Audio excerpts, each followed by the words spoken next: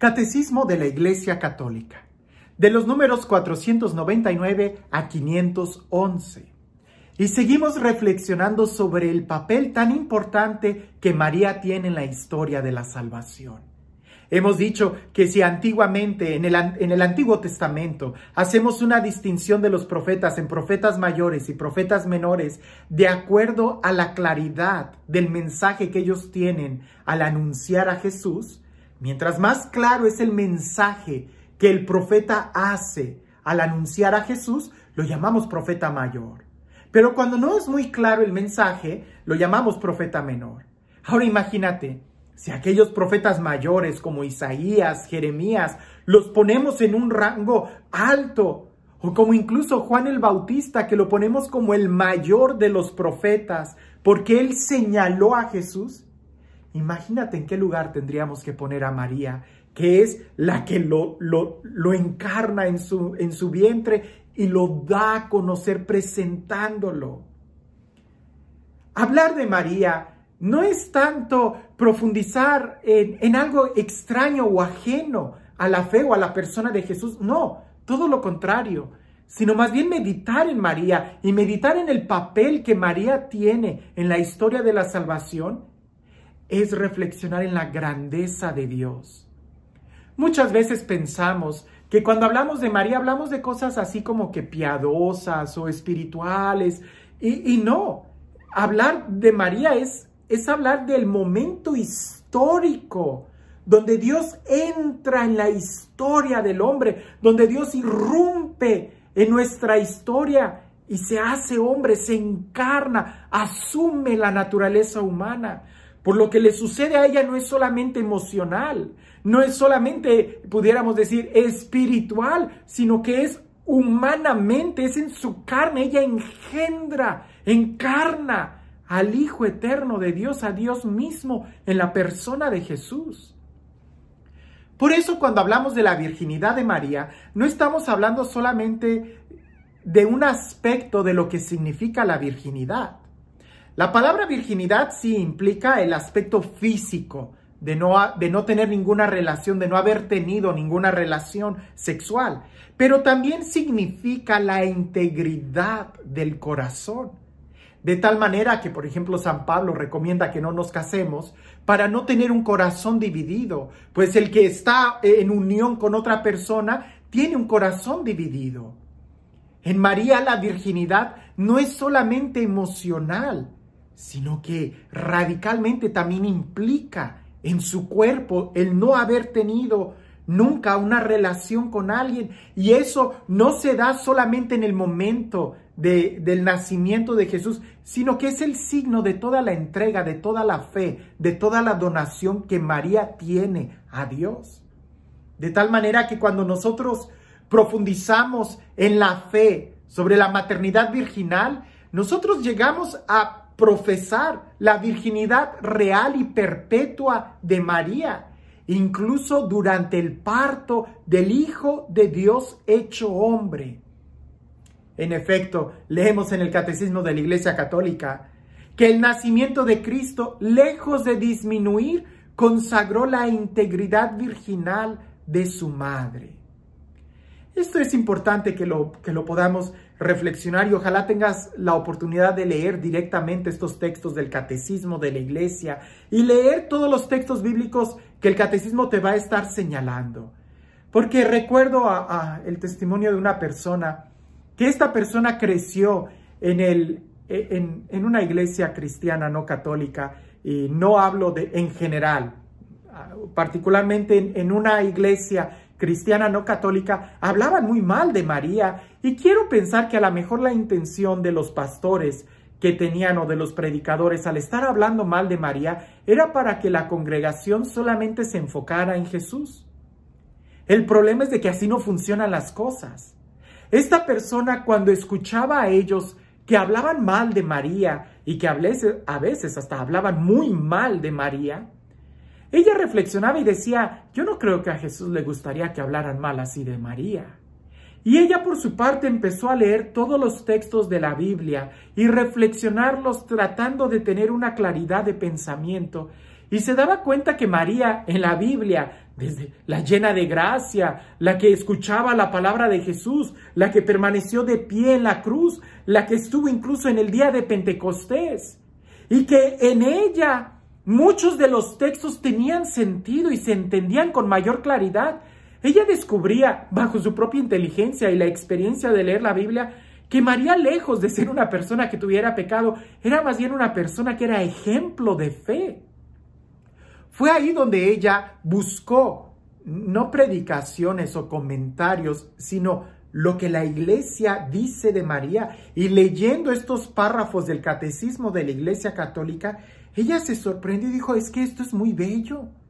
Es precisamente esto a lo que todos estamos llamados. Y María, de una manera singular, por el rol y el papel que tiene en la historia de la salvación, es ejemplo de lo que es tener fe.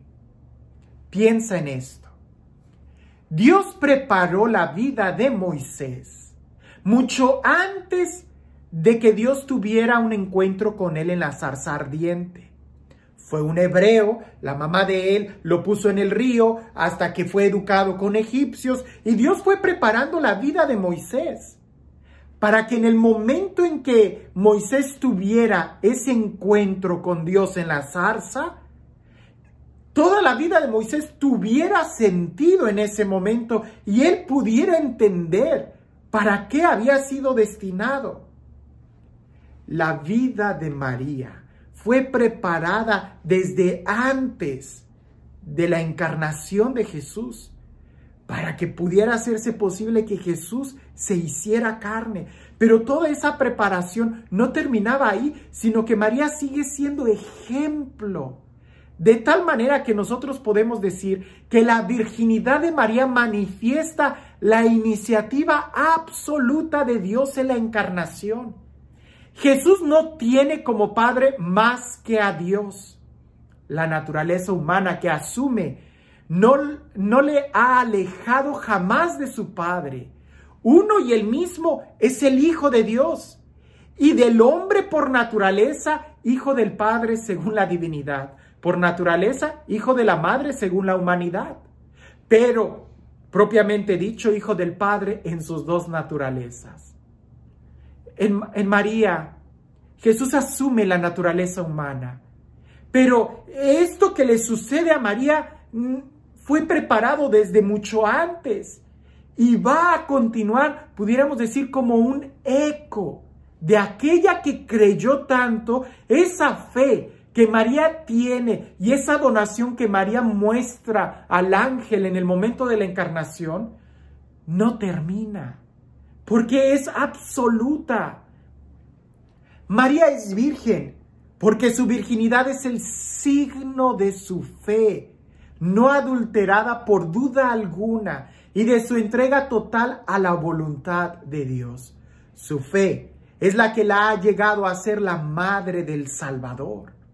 Por eso decimos que en María, la virginidad singular y particular que ella tiene, no es solamente, fíjate bien, no es solamente biológica, lo es, sino que también esa virginidad biológica muestra su fe y su donación total y absoluta que ella tiene en Dios. Y esa donación, esa fe que María tiene y profesa en Dios su Creador, no acaba cuando ella engendra a Jesús. Algunos pastores protestantes los he oído decir que dicen que María fue virgen cuando tuvo a Jesús, pero que después Dios la desechó y Dios la tiró, la abandonó, y María perdió la virginidad porque ya Dios la usó y se acabó. No, es que así no es Dios. Y por supuesto, la misión de María no está solamente en ese momento. La maternidad de ella incluso va a continuar. De tal manera que cuando se encuentra María de pie ante la cruz, Jesús la sigue llamando madre y le da una misión de ser la madre de todos los discípulos cuando se la entrega a Juan. Entonces la maternidad de María, la fe de María, la donación que María hace, no es solamente algo biológico, sino que es un signo. Eso biológico es un signo de la fe y donación que María tiene absolutamente en Dios. Podemos decir, y lo subrayamos, María es virgen porque su virginidad es el signo de su fe no adulterada por duda alguna y de su entrega total a la voluntad de Dios. Esto lo pudieras leer directamente en la Biblia, en 1 Corintios, capítulo 7, versículo 34 a 35. Cuando se lee lo que San Pablo habla sobre la virginidad, en María tiene sentido absolutamente. La virginidad de María es el signo más claro de la entrega que ella tiene total e indivisiblemente a Dios. Que nosotros podamos seguir leyendo el Catecismo de la Iglesia Católica y seguir profundizando en nuestra fe. Que hablar de María, estudiar a María y reconocer en María la virginidad en nada le quita el señorío a Jesús, sino todo lo contrario, nos hace entender que Jesucristo es el Señor para la gloria de Dios Padre, que Jesucristo es Dios, verdadero hombre y verdadero Dios. Y que Jesucristo no viene a quitarnos nada, sino al contrario, a plenificarnos. Y Jesús fue la respuesta en María, en ese corazón de madre, en ese corazón virgen que no le quita nada a esa mujer, sino que la hace plena. Y esa plenitud que María recibió de Jesús, nunca se le quitó y nunca la perdió, porque sería tanto como decir que ella, descubriendo la dulzura de un manjar, lo iba a rechazar para ir a probar algo agrio y ácido. Eso no sucede.